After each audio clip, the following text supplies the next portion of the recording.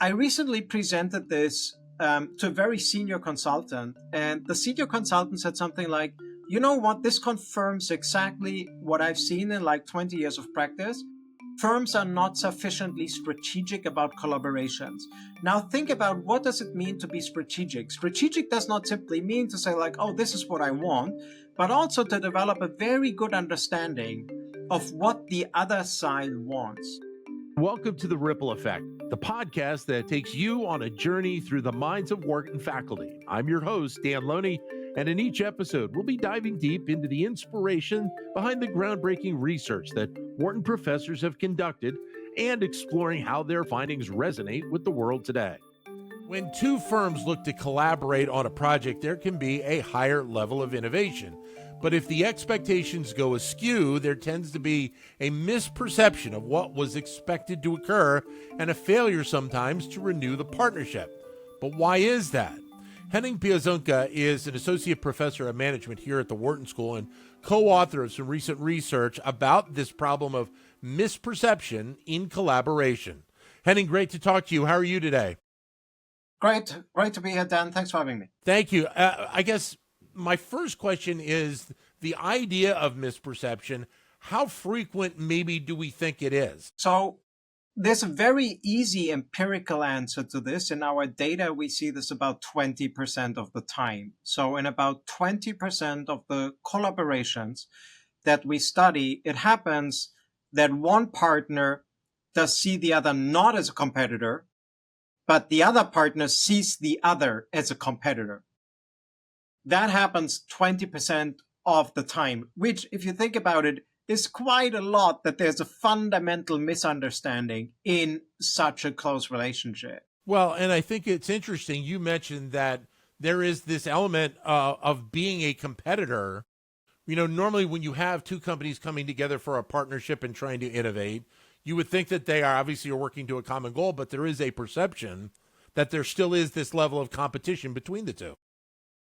So you see, here's something very interesting about this. We tend to think of competition and collaborations as like two opposites. But if you actually think about it, it's one of the most common things ever that the person you're competing with, you might also collaborate with.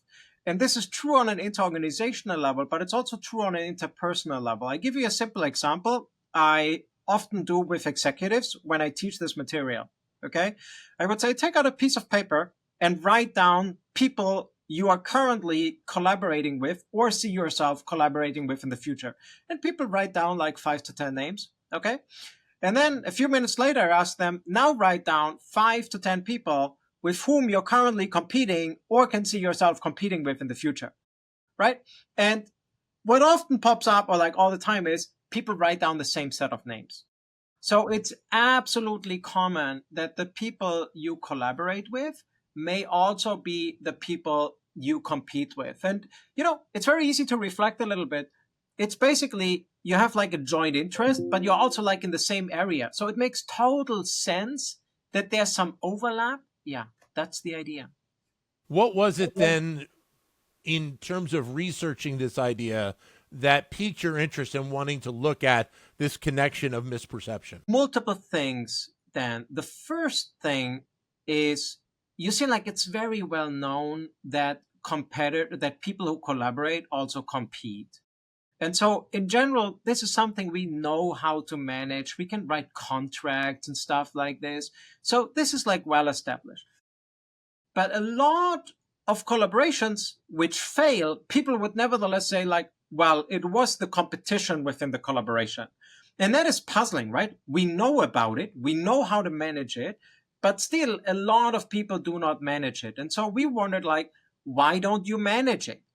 And so the key thing about it is, you see, like, you can manage your partner as a competitor if you see your partner as a competitor. But if you miss out on the fact that your partner is a competitor, or if you miss out on the fact that they see you as a competitor, then it becomes like a perception problem, right? You first have to be aware of it before you can manage it in the first place. And so it was really like this frequent failure.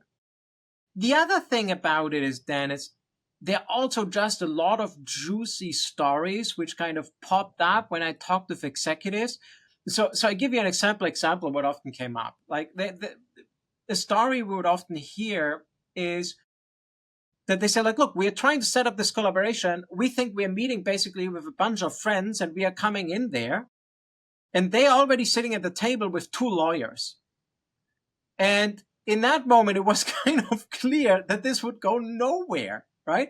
Because the one is basically, oh my God, we need to protect ourselves. And the other's like, hey, let's just have a good collaboration going.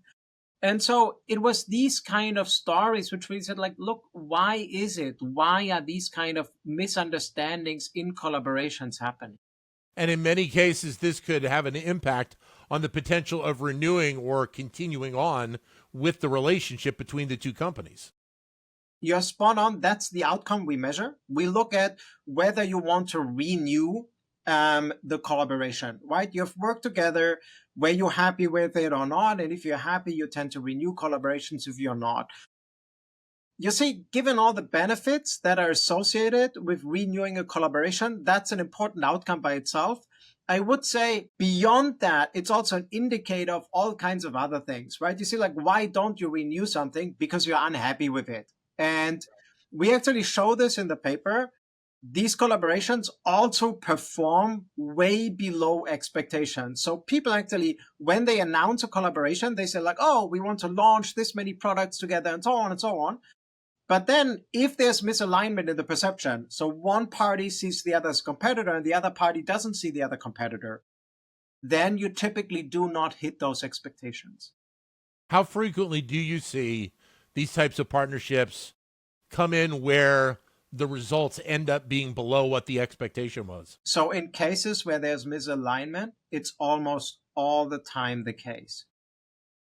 But you see, if you think about it, that's not all that surprising, because if you approach a collaboration and you don't think of the other side as a competitor, you share information widely, right? You go in there with like a very open mind and like, hey, look, this is what we're working on. This is what we're doing. You should check out this and so on and so on, right?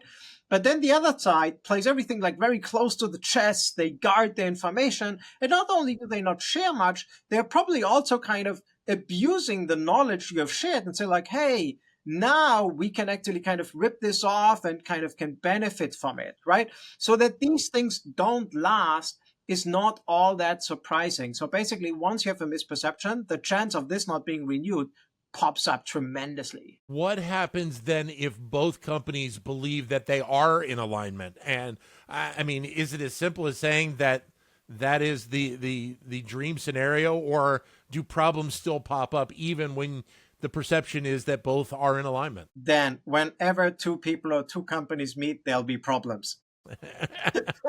It's not a question whether there are no problems, but there'll be much, much less problems. You see, I'm really glad you raised the issue of alignment, because there are two types of alignment you want to differentiate. You can be aligned if both sides don't see each other as a competitor, right? Like, I don't see you as a competitor, you do not see me as a competitor, okay? That's one type of alignment.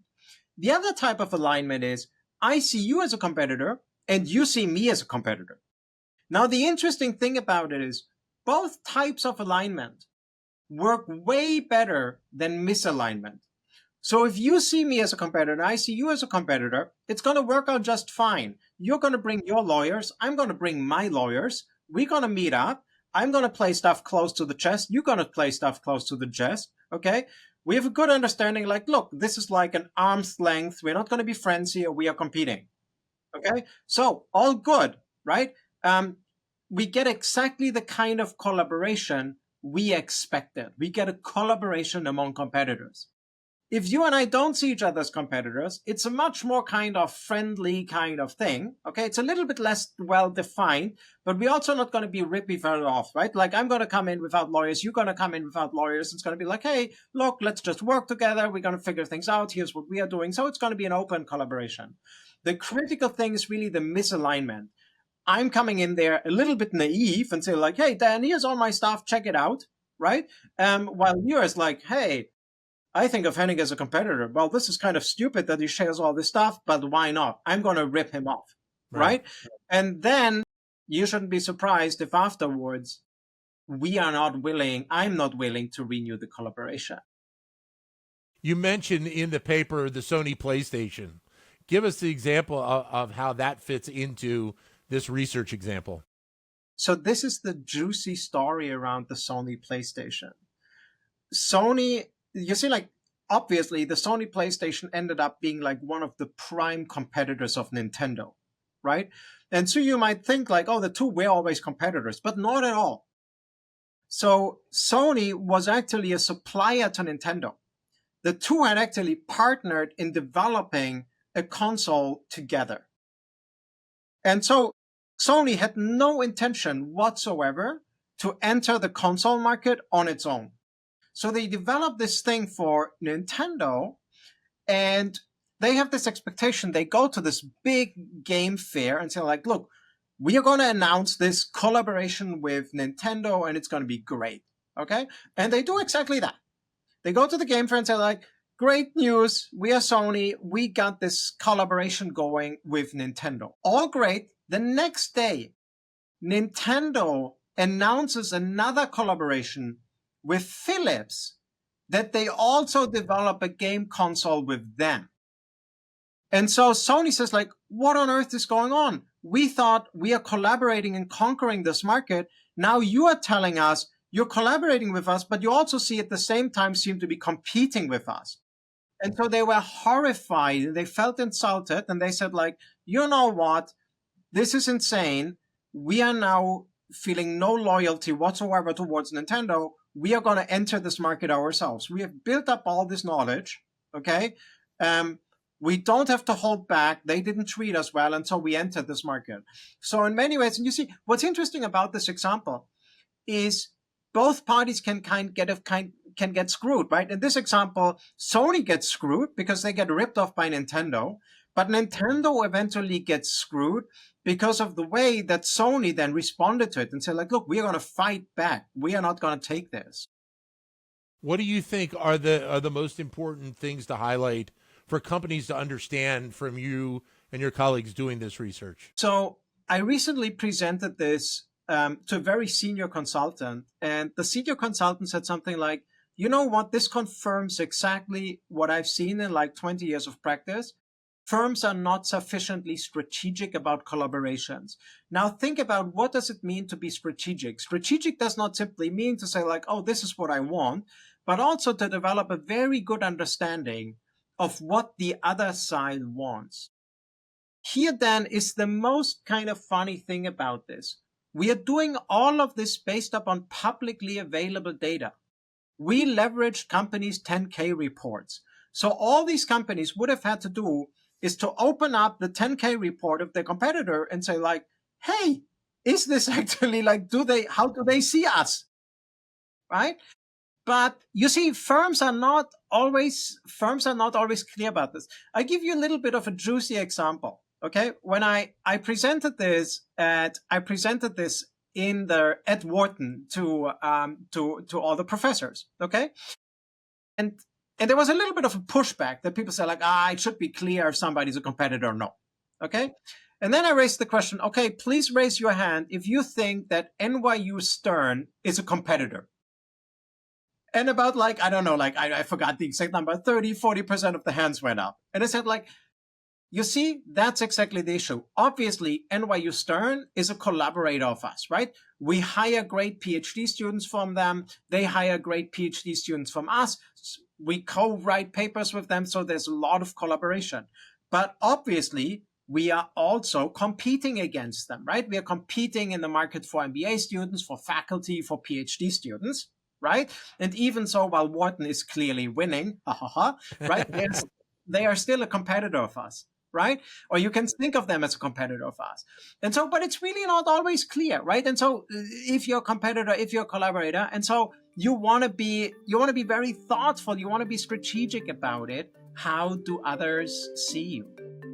Henning, great to have you with us today. Thanks very much for your time. This was great fun. Thank you so much for having me. Thank you. Henning Piezunka, who is Associate Professor of Management here at the Wharton School. Thank you for listening to The Ripple Effect. We hope you found this episode informative and engaging. Don't forget to subscribe and leave us a review so that we can continue to bring you the best insight from the Wharton School.